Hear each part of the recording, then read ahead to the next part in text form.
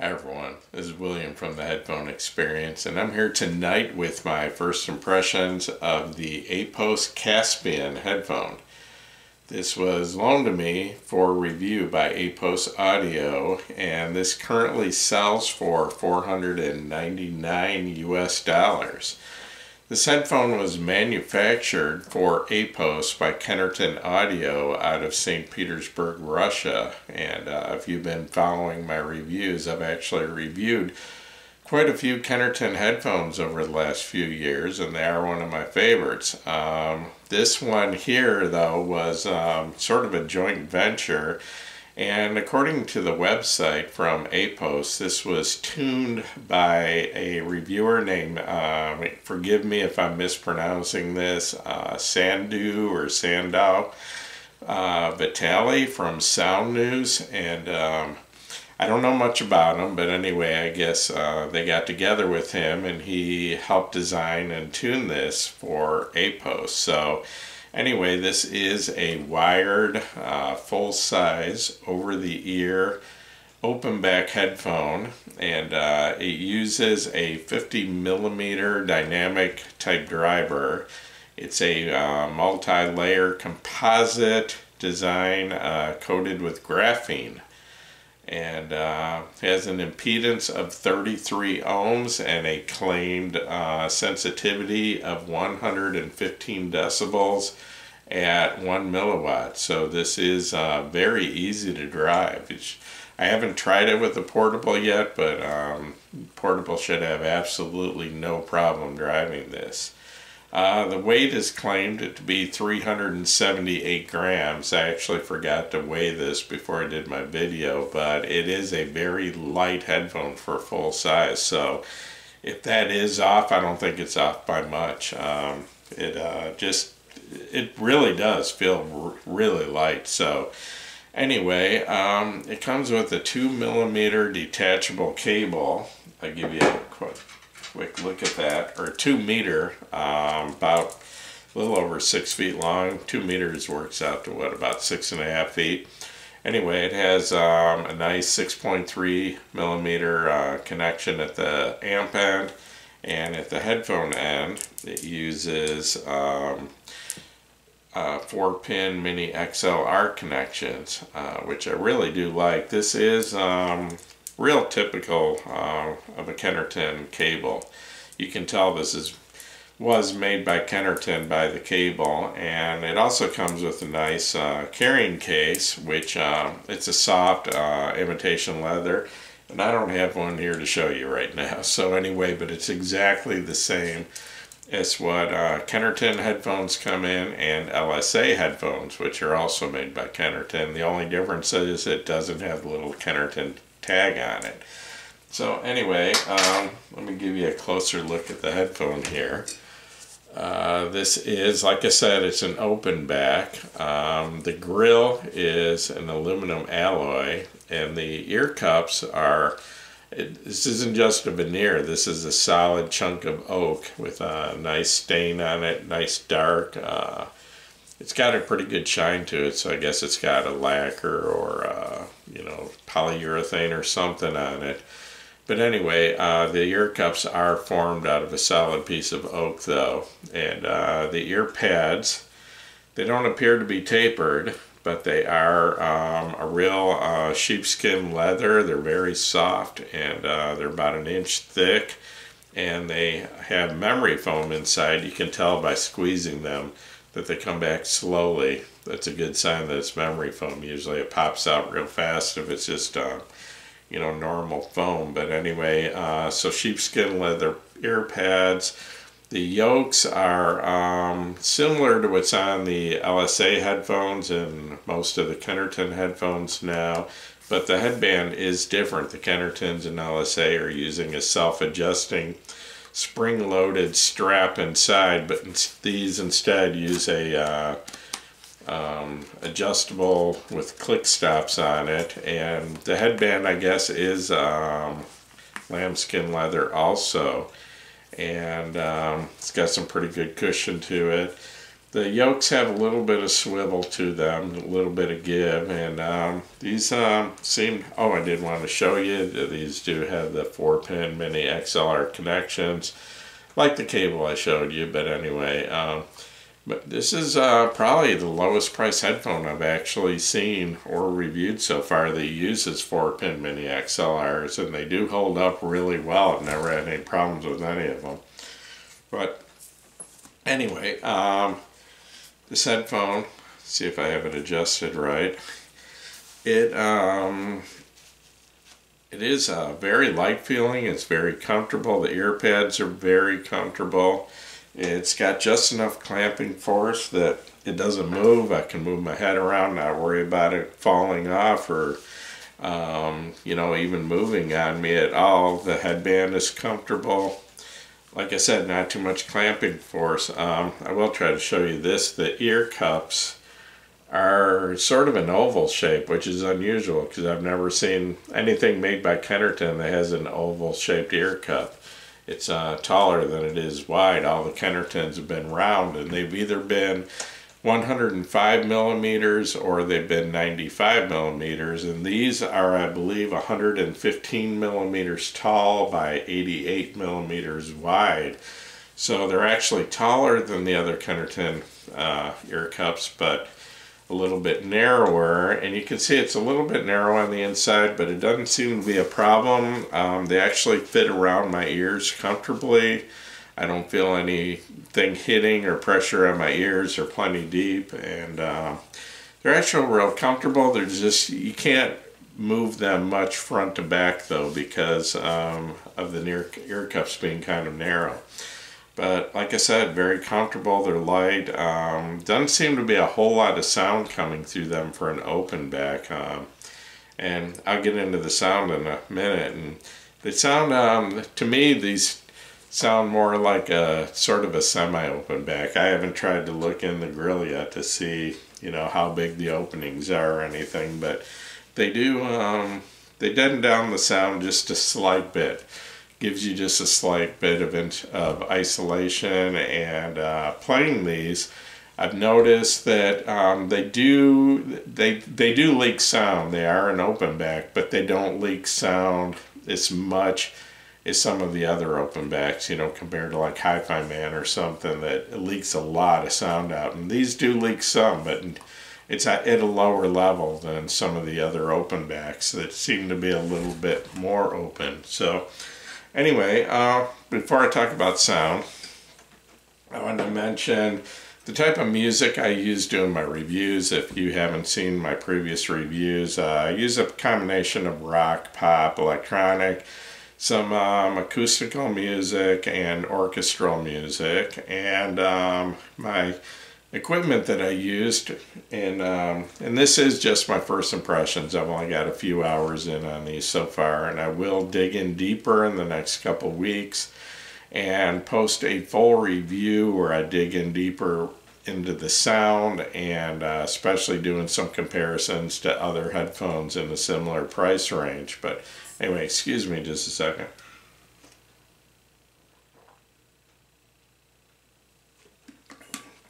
So anyway, my music source is CD transport. It's Cambridge Audio, running digital output from that into a Denafrips Pontus 2 DAC.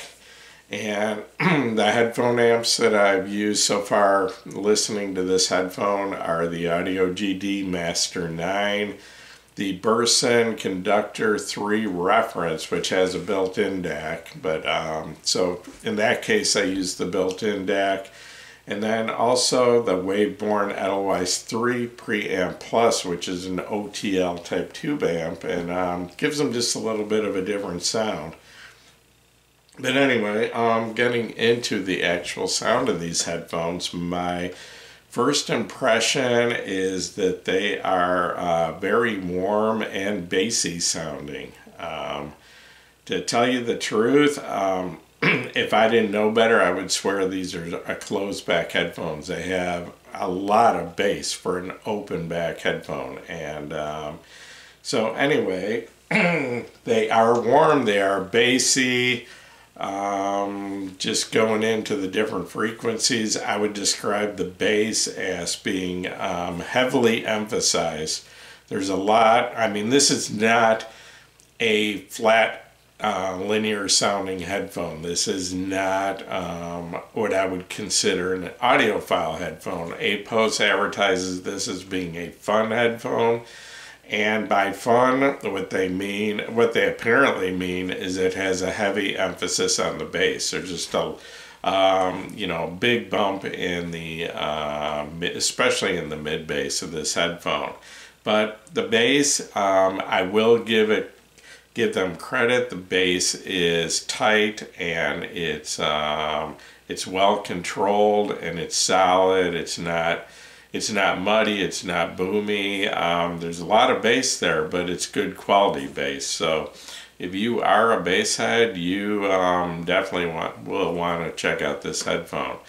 But on the downside, and that's just me, I prefer a little bit closer to neutral on my headphones. Lately I have preferred a little bit of boost in the bass, but to tell you the truth, on a lot of music, I find the bass just a little bit overwhelming on these, and that might be something that could be dealt with a pad swap, but being an oval-shaped pad, I don't know. I doubt that the round Kennerton pads from their other headphones would fit these, so I don't know what the options are right now as far as swapping pads, because I have found out that pad swapping can make a huge difference in the sound. I mean, much bigger than switching amps or switching DACs or whatever.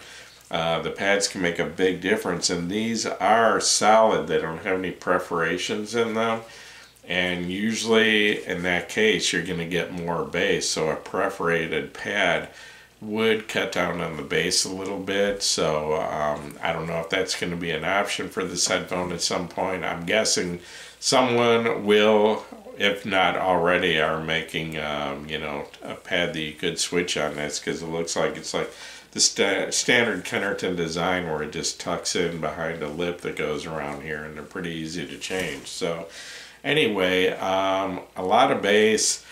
I find it a little overwhelming at times, but I'm not really a bass head. If you are a bass head, you may love it. The mids, I would say, are warm, they're rich, they just got a thick, creamy sound to them. Actually, female vocals, and I listen to a lot of music with female vocals, and they do sound really good. The female vocals are rich and smooth, but they can sound a little bit distant. Not way off in the distance, but slightly, just, a little more distant, not quite as in your face as some other headphones. And but the female vocals do have a nice richness. They do sound good. Getting into the treble. The treble's kind of weird on these headphones, and I guess this was designed into them deliberately. I was looking at the Apos website, and they said they put a couple dips in the I guess it would be the lower treble frequencies, and they said that was the idea was to lower fatigue, lower listening fatigue, make them more laid back, easy to listen to. But Apos actually did provide a frequency response chart on these, and I noticed that there's a pretty huge dip between about 3,000 kilohertz and 7,000, and at one point it dips about 15 decibels. And yes, it does make these easy to listen to. It makes them laid back. But to me, the lower treble just sounds kind of almost non-existent. There is a peak at about 7,000 hertz, which gives it pretty good, like cymbals and things like that come out pretty clear and actually have some decent sparkle to them. And above that, the treble's a little distance, but it is there. But it's that range in the lower treble from like 3,000 to 7,000 that just sounds really distant and almost not there to me. And to be honest, I kind of feel like part of the music's missing. But, you know, some people are more sensitive in those frequencies, and, you know, I do understand the idea here. They put this dip in deliberately to, you know, because those frequencies are what can kind of wear out your ears after a while. But the problem I'm having is when I listen to this, the lower treble just seems kind of missing. So, and the like female vocals sound just a little bit distant. So I'm turning up the volume a little bit to bring out these missing frequencies. But then when I do that, the bass just becomes a little overwhelming to me. And the bass, like I said, it's well controlled and doesn't really bleed into the mid-range. It's not crowding out the mid-range, but it's just, you know, it's got a lot of bass to it, and, you know, to me, it's just a little overwhelming, but some people, it might be perfect, you know, I mean, everybody's different, and, you know, what one person loves, the other might hate, and vice versa. So, I mean, you know, I'm never going to say that a headphone, that it's bad or something's wrong with it, because it's not exactly what I prefer, you know, my particular cup of tea, you know, because it might be ideal for someone else. You know, I like my headphones kind of pretty much neutral, but maybe a 3-5 decibel boost in the bass, and I like good sub bass extension. It's kind of where I like my headphones, and I personally, and it might be because of my age, I kind of like headphones that are a little bit on the bright side. Like Hi-Fi Man headphones, so a lot of people think they're a little bit too bright. I've never had a problem with Hi-Fi Man headphones. I think they have great trebles. So, like I said, if you're one of those people who think that Hi-Fi Man headphones have too bright of treble and not enough bass, then take a look at this headphone. You know, it may be perfect for you. So anyway, I did want to mention, as far as detail, the detail's decent, but once again, because of that dip in the lower treble, I feel like I'm missing part of the music. It's there, but it's just distant, so it's not, the detail isn't very vivid. It's not jumping out at me because of that dip and the distance in that frequency range. I mean, that's a pretty big gap, the 3,000 to 7,000. There's a lot of music in that area. And anyway, Soundstage, to be honest, to me, the Soundstage seems a little bit narrow for an open back headphone. You know, it's decent. I wouldn't call it small, but for an open back headphone, you know, I'm not hearing sounds way out, you know, I'm hearing them out a little bit, but I've actually got closed back headphones that have a wider soundstage. One I can mention is the LSA HP2, which is also made by Kennerton, which is a closed back headphone that actually has a wider soundstage than this one does. And then going back to detail, that HP2 also, it walks all over this headphone in mid-range and lower treble detail. And the LSA has great sub bass, but this has a lot more mid bass than the LSA. So, you know, like I said, it depends what you're looking for. You know, there's never going to be one headphone that is ideal for everybody. So the imaging on these, to me, it sounds a little vague. It's not pinpoint. It's just, you know, I can locate the different instruments, but it's not, you know, just, you know, pinpoint accuracy. It's just kind of, the instruments are just off in kind of their own direction. So, so basically, just to, you know, kind of round up my first impressions on this, these are warm, they're bassy, they're kind of laid back. The mids and lower treble are a little distant, and but it is a very low fatigue headphone. It's a kind of headphone you could probably listen to it for hours and not have any listening fatigue, where where it bothers your ears or bothers your hearing. And as far as comfort, once again, you could probably wear these all day. They're very light for a full-size headphone. The ear pads are very soft and comfortable, no excessive clamping force. So if you're looking for a headphone that you can wear for hours and that you're not going to be worn out by extreme detail, or some people are just worn out. That range of 3,000 to 7,000 hertz, there are sounds in there that can be fatiguing and wear out your ears, and I guess that's kind of the idea here, where they put the dip in it so that doesn't happen. I think these are designed for long-term use, someone that's going to listen to these for hours a day, not someone who's looking for every last detail in the music. So if you're looking for an audiophile headphone with a flat frequency response that you're gonna hear every last detail, no, this is probably not the headphone for you. But if you're looking for a warm, bassy, laid back, easy to listen headphone, then that's not going to wear you out, definitely check these out. I did want to mention, and I don't have them now, it's a headphone I reviewed a couple of years ago, and that would be the Meza 99 Classic. This reminds me of that a lot. The 99 Classic was bass heavy, and the mids were a little set back, and it had kind of a narrow peak in the treble. And that's the way these are, these aren't dark, but they've got a narrow peak at about 7,000 hertz. And so cymbals and things like that stand out.